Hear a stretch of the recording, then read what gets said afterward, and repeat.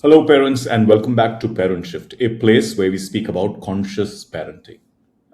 Parenting doesn't really fail in one big moment or a few incidences here and there.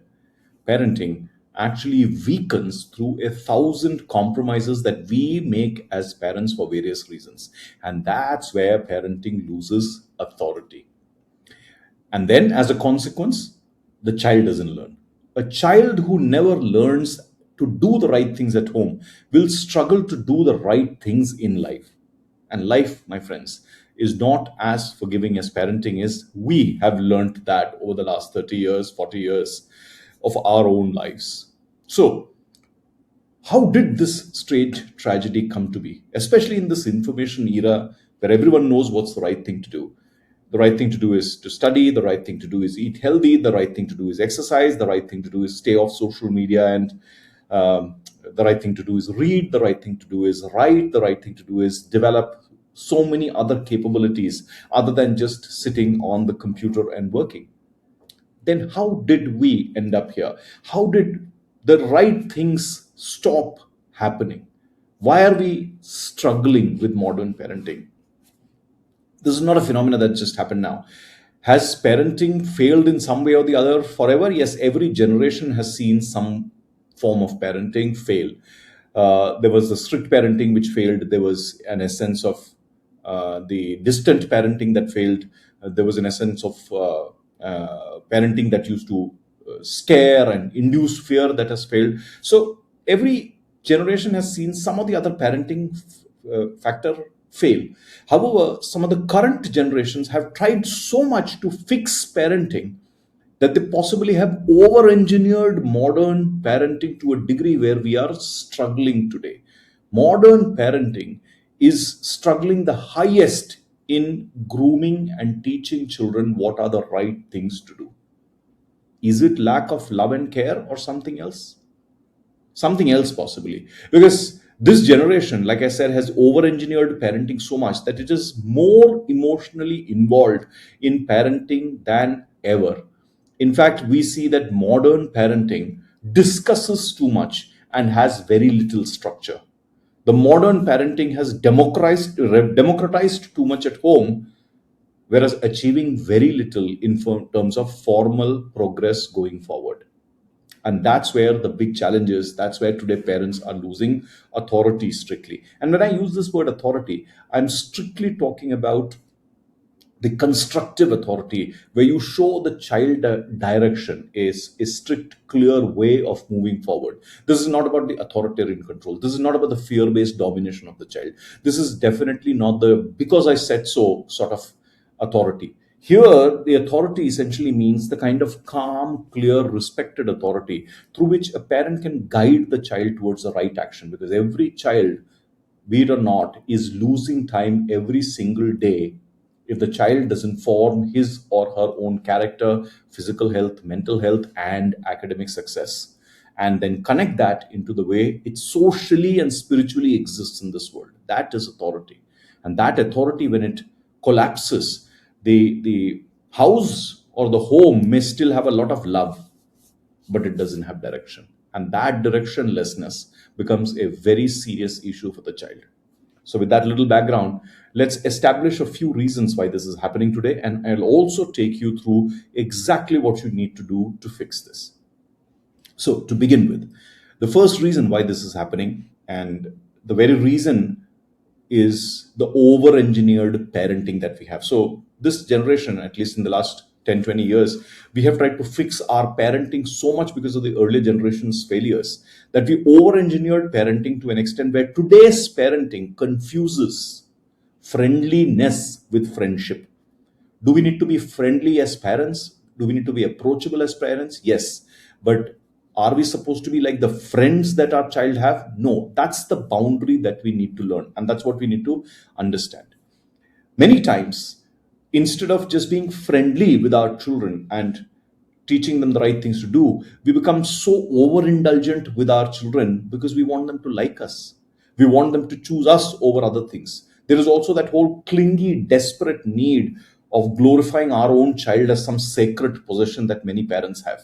And in that attempt, we are so overindulgent with our children that they're not learning the right things. A parent should be warm, friendly. A parent should be approachable, friendly. A parent should be listening to the child, that is friendly. A parent should not be, however, a child's best friend in the ordinary sense of supporting the child in all the nuisance that the child wants to do. Many times, the child wants to do the nuisance, like a friend stands besides the child.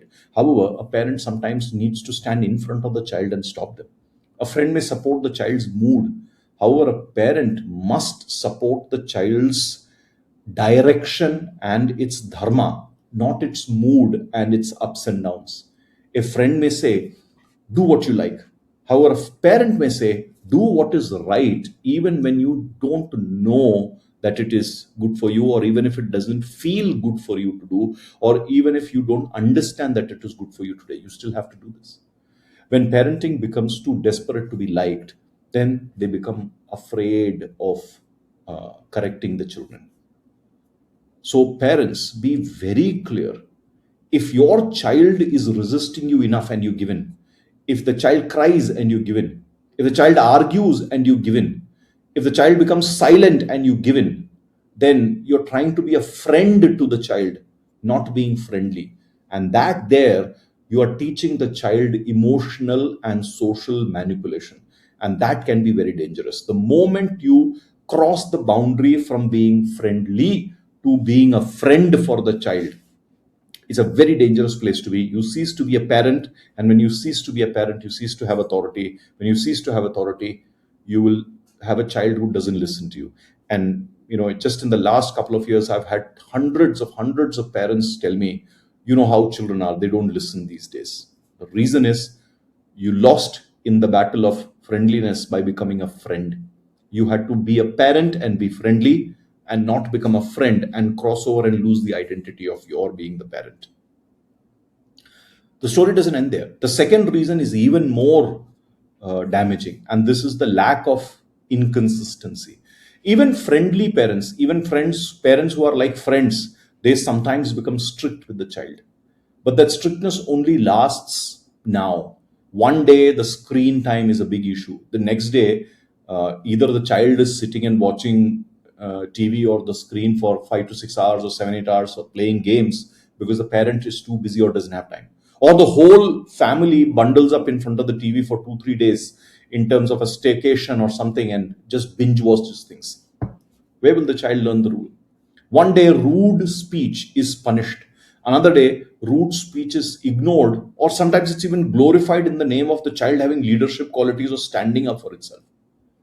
One day, the parent gives a lecture about food discipline, and just the very next day, the entire family orders out because they want to eat something novel or something new, or they just order out because the parents are too tired to cook or get something made at home.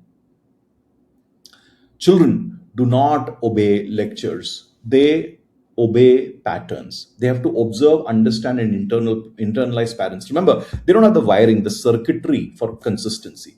You have to build that consistency. If patterns are inconsistent for the child will become a negotiator. The child will become a manipulator. The child is not going to become a learner. And why does the child become a negotiator or a manipulator? Because the child and all children want instant gratification. And when they want instant gratification and they don't get it, and they have not learned the pattern of consistently following a set of instructions, they will do their very best to do to get what they want to get. And that will be through emotional and social manipulation. This is why some strict homes create better behaviors and better results over a period of time than homes which are too loving and too over explaining. And this is not because of the reason that fear works, but because predictability matters in constructing a child's character.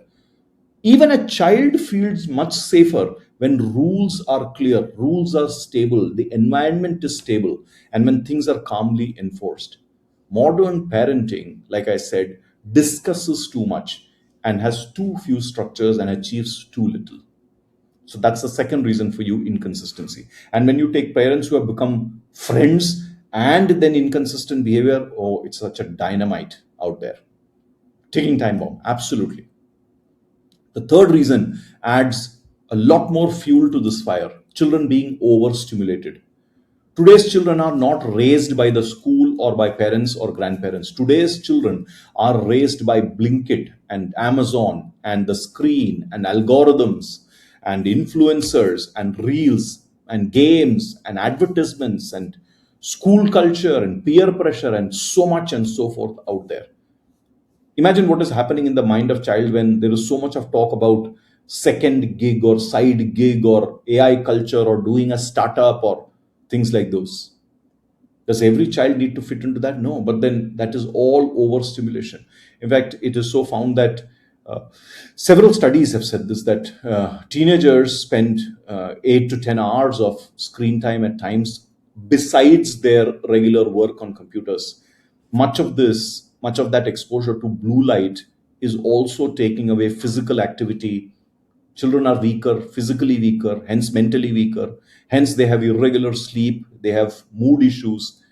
Most children today are not even following the solar cycle, which means waking up before sunrise and going to sleep a few hours after sunset. They don't do it because parents don't do it. Homes are not designed like that.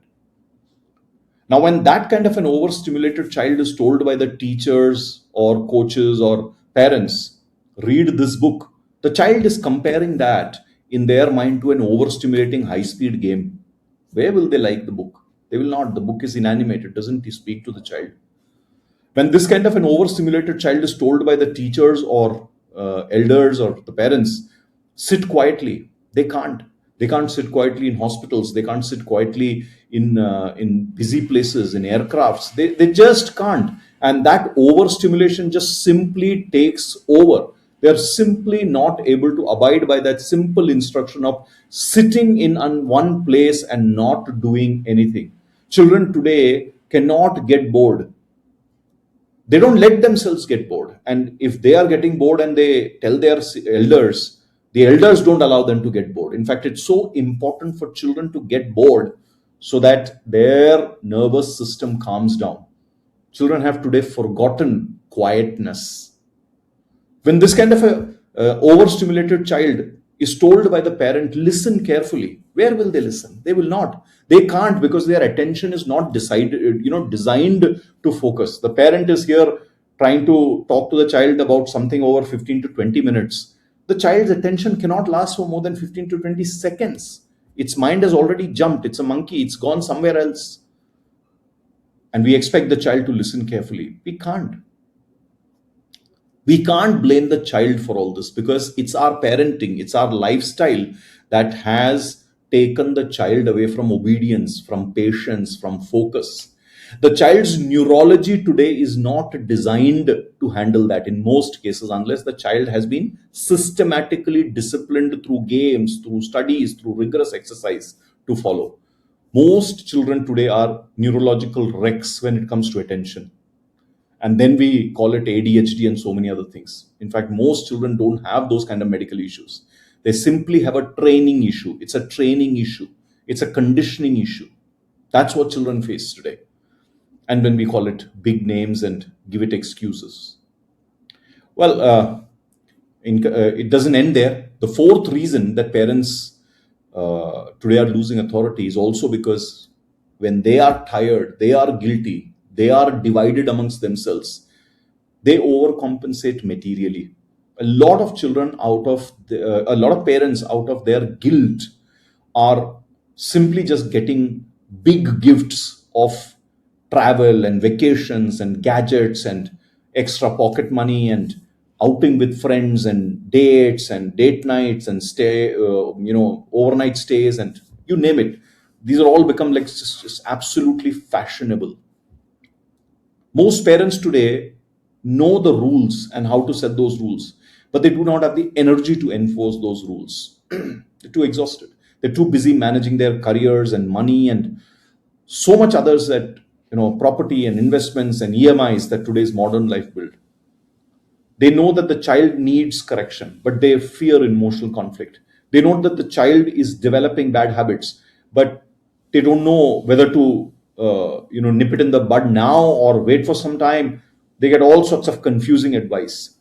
They feel guilty for not giving enough time, And by the time they are able to shake off the guilt and do something, the child has already formulated a bad habit.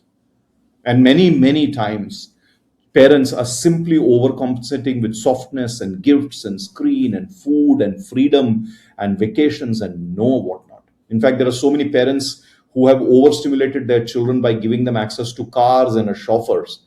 They don't want their children to go to schools and school buses. It's such a pain when we see our cities getting choked in the morning and the afternoon because some parents want to go and drop their children and not let them go by buses simply because they feel guilty that they don't have enough time. Where else do they get time with their children? And what that does to others on the roads, they don't see. And the child is then learning entitlement. And an entitled child is not going to exercise or let you exercise your authority at all. You need to understand this. The fifth reason is that the home itself has forgotten a lot of the shared moral language. We used to be a society where we used to talk about, dharma, maryada, which is boundaries, kartavya, which is the duty, or seva, doing service to others, satya, the truth, tapas, austerity, or working hard, shraddha, in terms of our culture of worship and believing in God and doing some important things and kriyas for our pitras, etc. We used to speak about samskaras, pujas, vratas, so many things which are culturally so true. Across the world, there was a lot of focus on culture and families about 40, 50 years back. We've lost all of that. So that shared language is gone. And when children only hear marks and performance and confidence and leadership and happiness and success and independence and protection and stay safe and AI and startup and all that, what is happening to the child? Nobody today wants to build character in a child, but everybody wants to build their child to be a super performer. That's the irony. There are very few parents who possibly are focusing a lot on character. Most are just performing the duty of being a performance trainer. So, how does the child do the right thing if the child doesn't have the deep language of the character itself? That's where parents are losing authority. So, those five are very important reasons for you to ponder on. And if you're doing one or more of those with your child, you need to correct yourselves today. How? There are 6 things that I will lay out for you. Number 1, stop negotiating when it comes to non-negotiables. The child needs to have clear boundaries. Boundaries of sleep, boundaries of food, boundaries of study, respectful speech, physical activity, exercise, its development, hygiene, screen time, prayers, cultural activities, family time, quiet reflection, household duties, all of these things. There should not be any debate at all. Friends to have, time with friends, going out, everything. There should be strict rules around everything. Explain the rules once and they need to follow it. That's the kind of environment that you need to set very consistently without putting unnecessary emotions. So the first step is stop negotiating non-negotiables. And non-negotiables in life are about 20-30%. Rules don't need to be about everything. You don't have to convert into your home into a jailhouse. 20-30% of things which are non-negotiable, put clear boundaries there. Second, reduce emotional speeches and increase calm consequences for your child. Don't lecture. I mean, there are parents who will catch hold of a child and lecture them for 30-40 minutes every now and then. The child is phasing out within the first 30-40 seconds.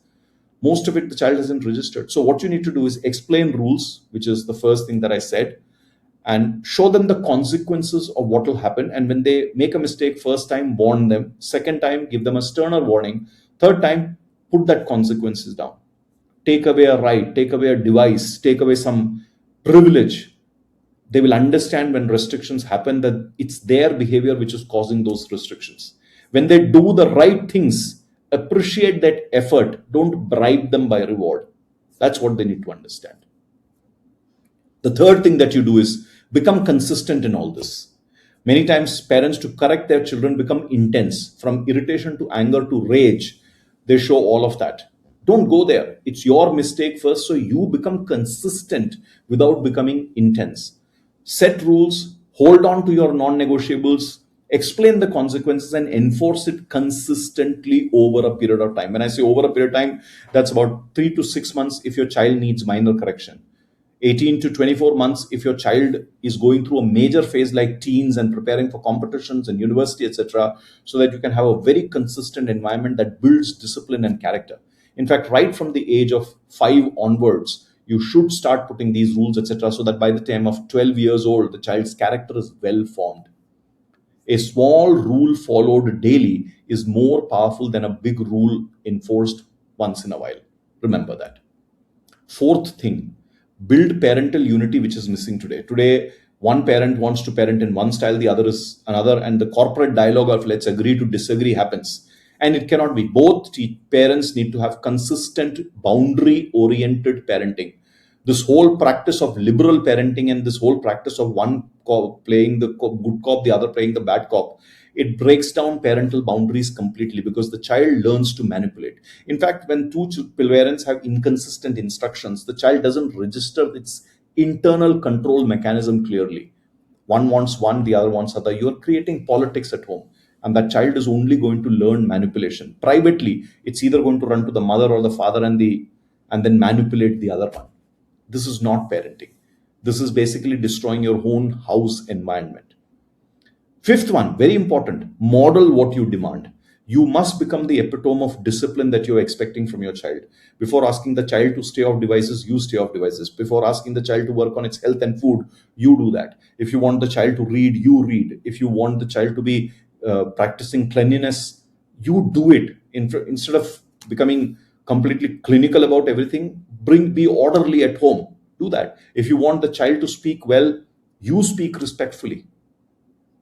That's what you will need to do to establish respect. Children may reject your advice, but they will never reject the environment and the example that you set. That's something you need to remember. And last but not least, you need to bring back reverence and gratitude into your home.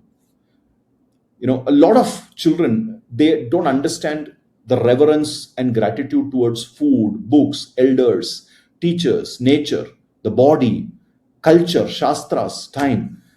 They have too much of everything today, and from calling people from their first names to disrespecting books to teachers, this is all over the place. Most children today think that they can dictate how their teachers will teach them or how their coaches will coach them.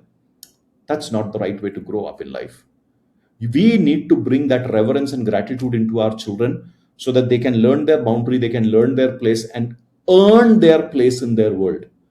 A child who has reverence and gratitude can be corrected. A child who operates out of ego and entitlement will fight every correction and every stroke of authority from the parent or the teachers or their environment. Hope the case is made for you. Hope you don't ask the question anymore, why doesn't my child listen? Or you don't make the statement that, how children are, they don't listen. Don't make those statements. Don't ask that question. You need to ask the deeper question that how can I or we build a home where listening, discipline, respect, right actions are practiced every single day. Remember what I said at the beginning. Parenting does not fail in one big moment or one big day. It weakens through 1,000 compromises that we make as parents. 1 hour of extra screen time, one ignored bad behavior, one ignored routine, one emotional bribe, one bribe for the child to do the right behavior. That's exactly how we make the child's ego and entitlement stronger. Going out of the place, unnecessarily dropping the child to school, giving them too much of comfort, making them softies, not focusing on their mental and physical health. All of these things are taking away their ability. We are giving them an unreal world. Let's not do that. Modern parents do not need to become harsh. They simply need to become consistent and steady, and they need to work on non-negotiables. They don't need to frighten the child. They need to form the child. They don't need to win every argument. They just need to build a home where the right things become the normal day. That's what parents need to do. A child who never learns things at home, never learns to do the right things at home, will never grow up to do the right things in life. And life is not as forgiving as parenting. That's something we need to remember.